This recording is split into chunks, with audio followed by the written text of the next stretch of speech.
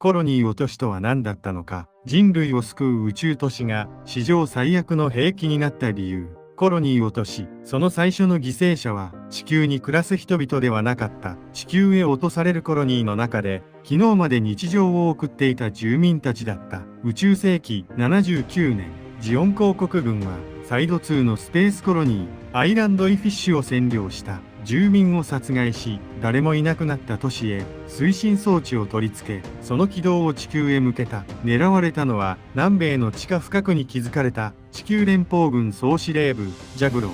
作戦名はブリティッシュ作戦。コロニー落としとは巨大な爆弾を新たに作った作戦ではない。人間を殺してからにした都市を、都市の形を保ったまま一発の砲弾へ変えた作戦だった。人々が暮らすために作られた人工世界が地球を破壊する兵器へ変えられたのである。だが人類は一度目の惨劇でこの発想を捨てなかった。宇宙世紀83年、ディラーズフリートは星のくず作戦で再びコロニーを地球へ向けた。宇宙世紀87年にはティターンズが月面都市グラナダへ無人コロニーを落とそうとした。宇宙世紀88年、ネオジオンはダブリンへコロニーを落下させた。そして宇宙世紀93年、シャア・アズナブルはコロニーを超える巨大質量、小惑星アクシズを地球へ落とそうとした。人類はその恐ろしさを知らなかったのではない。知っていながら何度も同じ発想へ戻ったのである。なぜ巨大質量兵器は繰り返されたのか。なぜスペースノイドの解放を掲げる者たちが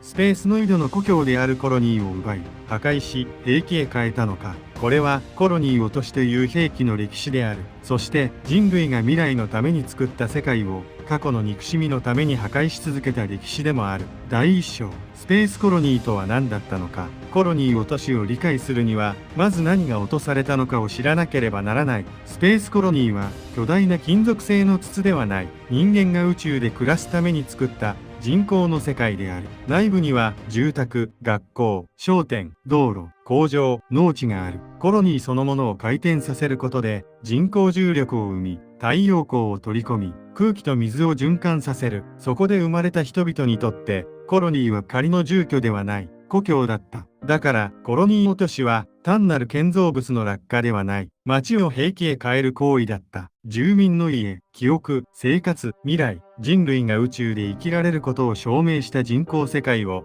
そのまま破壊装置へ変えたのである。第2章、都市はなぜ地球を破壊できるのか。宇宙に浮かぶコロニーは静止しているわけではない。地球や月とともに定められた軌道を高速で移動している。コロニーを地球へ落とすには単に地球の方向へ押し出せば良いわけではない。外部推進機を取り付け、現在の軌道を崩し地球と交差する軌道へ移す必要がある。目標地点へ向けるには地球の自転、進入角度、速度、コロニー自身の回転まで計算しなければならない。つまりコロニー落としは衝動的な攻撃ではない。長い準備と精密な軌道計算を必要とする大規模な軍事計画だった。大気圏へ突入したコロニーは熱と圧力、迎撃による損傷で分裂する可能性がある。だが分裂すれば安全になるわけではない。一つの巨大な弾頭が複数の巨大な弾頭へ変わるだけである。コロニーには爆薬を詰め込む必要がない。その巨大な質量と速度そのものが兵器だった。落下する都市自体が弾頭なのである。第3章、1週間戦争と最初の犠牲者。宇宙世紀79年1月3日、ジオン公国は地球連邦政府へ宣戦を布告した。1年戦争の始まりである。開戦直後、ジオン軍はモビルスーツとミノフスキー粒子を活用し連邦軍を圧倒した。だが攻撃されたのは軍事施設だけではない。地球連邦側に立つスペースコロニーも標的となり、サイド1、サイド2、サイド4では多くの民間人が犠牲になった。コロニーは都市そのものが生命維持装置である。外壁が破れれば空気が流出し、地上の都市とは比較にならない被害が生じる。この開戦初期の惨劇は1週間戦争と呼ばれた。その中でジオン軍は連邦を短期間で屈服させるためジャグローを一撃で破壊する作戦を計画した。使用されたのがアイランドイフィッシュだった。ジオン軍が必要としたのは構造を保ったまま地球へ送れるコロニーである。そこで住民だけが排除された。殺されたのは連邦政府の高官でもジャブローの軍人でもない宇宙に暮らす同じスペースノイドだった。ジオンはスペースノイドの独立を掲げていた。しかしその戦争の最初期に自らと同じ宇宙移民の都市を襲い住民を殺しその都市を兵器にしたコロニー落とし。最大の矛盾はここから始まっている。第4章ブリティッシュ作戦。ジオン軍の狙いは地球全体を無差別に破壊することではなかった。軍事目標は地球連邦軍総司令部ジャブローである。南米の地下深くに築かれ厚い岩盤に守られた巨大基地。通常の爆撃では破壊が難しい。だがスペースコロニーほどの質量を直撃させれば地下基地ごと消滅させられる可能性がある。ジャブローを破壊し連邦軍の指揮系統を崩壊させれば戦争を短期間で終わらせられる。これがブリティッシュ作戦の概要だった。一度の圧倒的な破壊によって長期戦を避ける。敵の中心を叩けば結果的に犠牲を減らせる。大量破壊兵器はいつもこの理屈で正当化される。だがアイランド・イ・フィッシュは連邦軍の迎撃と大気圏突入の負荷によって分裂した。本来の目標であるジャブローへの直撃は失敗する。それでも巨大な破片は地上へ落下しオーストラリアを中心に壊滅的な被害を与えた。軍事目標は達成できなかった。しかし大量破壊は成功した。地形が変わり都市が消え交通と通信が寸断され難民と食料不足が生まれた。コロニー落としは連邦を降伏させなかった。代わりに地球に暮らす人々へジオンとスペースノイドへの恐怖を植え付けた。戦争を短く終わらせるための作戦が地球と宇宙の憎悪を世代を超えて長引かせたのである。第5章南極条約。ブリティッシュ作戦の後ジオン公国と地球連邦は南極で交渉を行った。そこで結ばれたのが南極条約である。核兵器、生物兵器、化学兵器など大量破壊兵器の使用が制限され中立地帯や捕虜の扱いにも規定が設けられた。コロニー落としもまた二度と繰り返してはならない禁忌として認識された。だが南極条約は平和条約ではない。人類が滅亡しない範囲で戦争を続けるための規則だった。モビルスーツで戦うことは認められる。艦隊を撃破することも都市を占領することも認められる。ただし核や毒ガスや巨大質量兵器によって人類そのものを滅ぼしてはならない。人類はコロニー落としを経験しても戦争そのものを捨てることはできなかった。そこで破滅しないための境界線だけを引いたのである。しかし禁忌は破られた時に最大の効果を生む。宇宙世紀83年、その禁忌は早くも再び破られる。第6章星のくず作戦。1年戦争終結からおよそ3年、敗北を認めなかったジオン残党デラーズフリートは星のくず作戦を開始した。作戦は単純なコロニー落としではなかった。まず連邦軍のガンダム試作2号機を奪取する。その機体は南極条約で禁じられたはずの核兵器を搭載していた。アナベルガ島は奪った機体でコンペイ島に集結した連邦艦隊へ核攻撃を行う。連邦軍が混乱する中、別動隊がコロニーを制圧した。コロニーは月へ落下するように見せかけられ、連邦軍の注意を引きつける。そして進路は変更され、真の標的である地球へ向けられた。落下地点は北米の穀倉地帯。目的は単なる大量殺戮ではない。食料供給へ打撃を与え、地球経済を混乱させ、宇宙側からの食料供給への依存を強めることだった。星のくず作戦は戦争に勝つための攻撃ではない。戦後秩序そのものを揺さぶる巨大な政治テロだった。第7章落としたものと止めなかったもの。星のくず作戦で恐ろしいのはデラーズフリートがコロニーを落とそうとしたことだけではない。地球連邦側にも事件を政治的に利用しようとする者がいたことである。現場ではアルビオン隊が落下を阻止しようと戦った。コウウラ機はガンダム試作3号機でコロニーへ向かい、連邦艦隊はソーラシステムを展開した。しかし連邦上層部の動きは鈍かった。落下を止めたい者、デラーズフリートを利用し軍の権限を強めたい者、事件後の政治秩序を自分に有利な形へ変えたい者、現場で人命を守ろうとする兵士と惨事の後に得られる権力を計算する高官の間には深い断絶があった。コロニーは地球へ落下した。そしてデラーズ紛争を口実として地球連邦軍内部にティターンズが創設される。名目はジオン残党の掃討と治安維持。だがティターンズはやがてスペースノイドを弾圧し、住民虐殺さえ行う強権組織へ変貌した。地球を脅迫してスペースノイドの未来を切り開こうとした作戦が宇宙移民への弾圧をさらに強めたのである。コロニー落としの歴史には落とした者だけがいるのではない。止める力を持ちながら惨事を利用した者もいた。第8章、ティターンズとダブリン。コロニー落としはジオンだけの兵器ではなかった。宇宙世紀87年、地球連邦軍内部の特殊部隊ティターンズは反ティターンズ組織 N5 の拠点、月面都市グラナダへ無人コロニーを落とそうとした。標的は地球ではなく月だった。住民のいるコロニーを弾頭にしたわけでもない。それでも発想は同じである。巨大な人工構造物の軌道を変え、都市へ直撃させる。ティターンズはかつてジオンを非難した連邦側の軍事組織だった。その組織もまた敵を倒すためなら同じ手段を選んだ。一度生まれた大量破壊の発想は敵味方を超えて模倣されたのである。翌年、ネオジオンはダブリンへコロニーを落下させた。ブリティッシュ作戦ではジャグローという軍事目標が狙われた。星のくず作戦では北米の穀倉地帯という経済目標が狙われた。ダブリンでは都市と市民の命そのものが政治的なやつの材料になった。隼人小林や児童たちは落下を止めようとした。しかしコロニーは直撃し、ダブリンは壊滅する。ここで露出したのはネオジオンの残酷さだけではない。市民を守るべき地球連邦政府の無責任さだった。地球に暮らしていても権力から遠い者は切り捨てられる。宇宙移民の解放を掲げる軍勢は地球の一般市民を大量に殺す。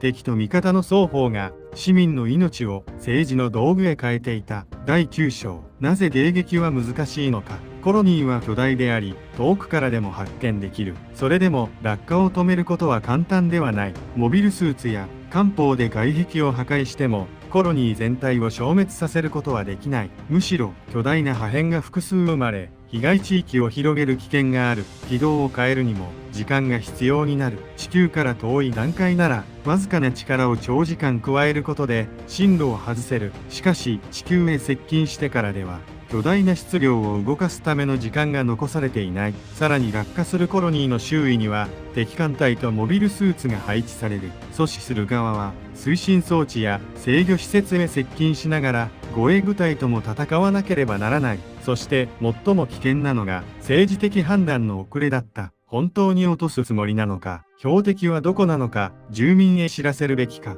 どの部隊を動かすのか。上層部が迷っている間にもコロニーは落下軌道を進む。巨大質量兵器を止める最良の方法は落ち始めてから撃つことではない。コロニーの占拠、推進機の設置、軌道変更、その準備段階で発見し阻止することである。地球へ向けて動き始めた時、戦いはすでに最終段階へ入っている。第10章、コロニーから小惑星へ。コロニー落としは巨大質量を地球へ落とすという戦略思想を生み出した。やがて落とす物体はコロニーである必要さえなくなる。宇宙世紀93年、ネオジオン総帥となったシャアズナブルは資源小惑星フィフスルナを地球へ落下させた。標的はチベットのラサ。そこには地球連邦政府の重要拠点が置かれていた。だがフィフスルナは前段階に過ぎない。シャアの最終目標は小惑星アクシズを地球へ落とすことだった。狙われたのは一つの都市や基地ではない。地球環境そのものだった。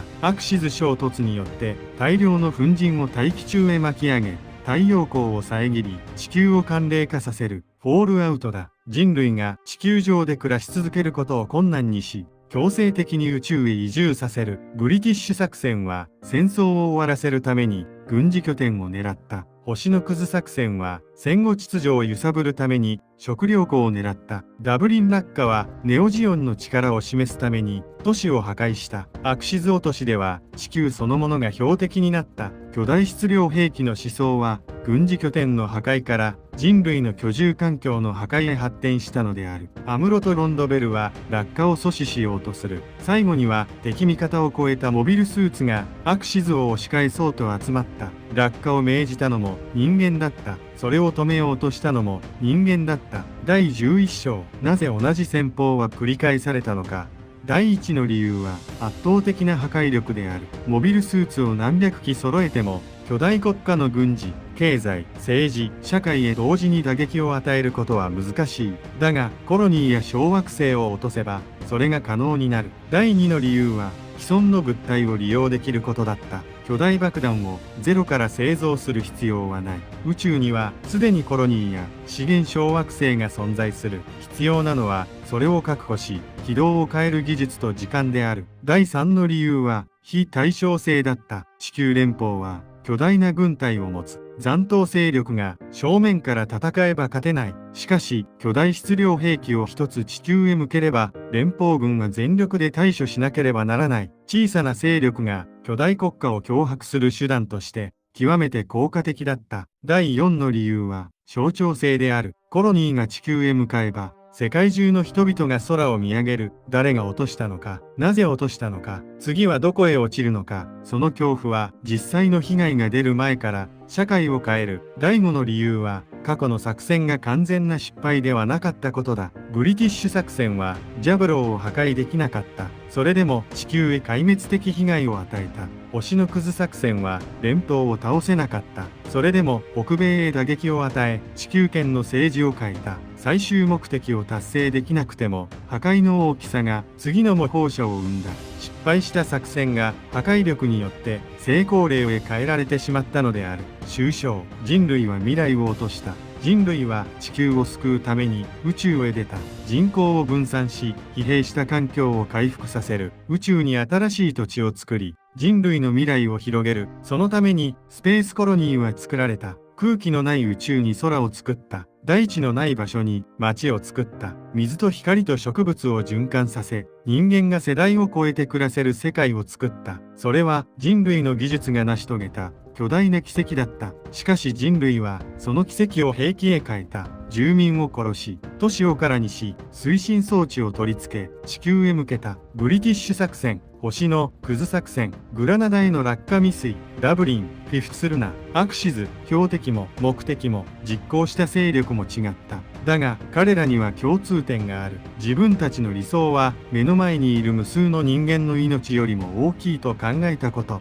巨大な犠牲を払えば世界を正しい方向へ変えられると信じたこと。そして自分たちだけは巨大質量兵器を正しく使えると思ったこと。コロニーを落とし最大の矛盾はスペースノイドの解放を掲げた者たちがスペースノイドの故郷を兵器に変えたことである。人類が宇宙で生きられることを証明する構造物を人類を殺すために使った。未来を語る者が未来の住居を破壊した。人類はコロニー落としの恐ろしさを知らなかったのではない。最初の一度で十分すぎるほど知っていた。それでも使った。敵が使った時には非人道的だと非難し、自分が使う時には必要な犠牲だと説明した。過去の惨劇を記憶しながら、その記憶を次の攻撃の設計図に変えた。コロニー落としとは宇宙世紀最大の兵器ではない。人類が何度失敗しても自分だけは同じ過ちを制御できると信じ続けたことの象徴だった。コロニーが地球へ落ちた日、人類が落としたのは巨大な建造物だけではない。宇宙へ託した理想、スペースノイドの故郷、地球と宇宙が共に生きる未来。人類は自らが作った未来を自らの憎しみによって地球へ叩きつけたのである。チャンネル登録、高評価お願いします。